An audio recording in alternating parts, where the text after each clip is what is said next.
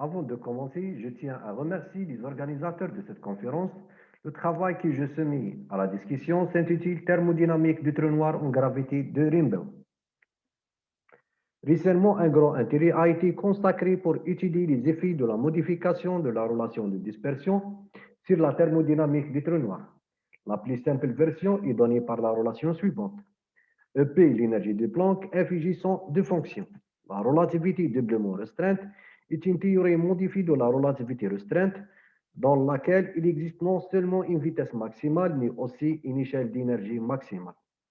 La gravité de Rimbaud généralise la relativité doublement restreinte à l'espace-temps courbe, où la métrique E dépend de l'énergie. Le trou noir de Schwarzschild est un trou noir neutre et sphérique défini comme suit. F et G sont fixés comme suit. Examinons maintenant les corrections apportées à la masse du trou noir. Suite à l'argument heuristique, nous avons la relation suivante. On remplace delta P par 1 sur delta X et delta X par 2m. On obtient les corrections apportées à la masse du trou noir.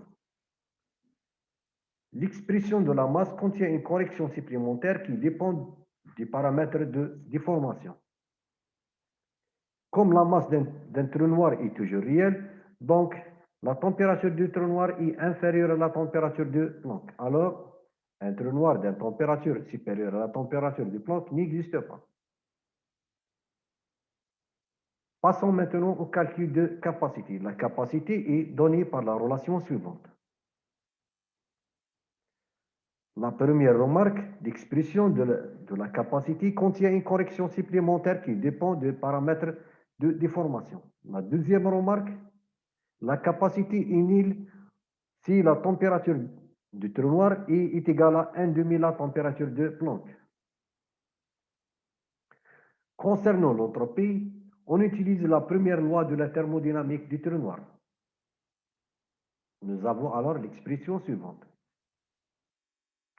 Dans ce travail, nous avons étudié la thermodynamique du trou noir en gravité de Rimbaud. Nous avons obtenu des expressions analytiques de la masse, de la capacité et de l'entropie. Nous avons montré qu'un trou noir d'une température supérieure à la température de Planck n'existe pas. Nous avons montré aussi que la capacité est nulle si la température du trou noir est égale à 1 demi la température de Planck.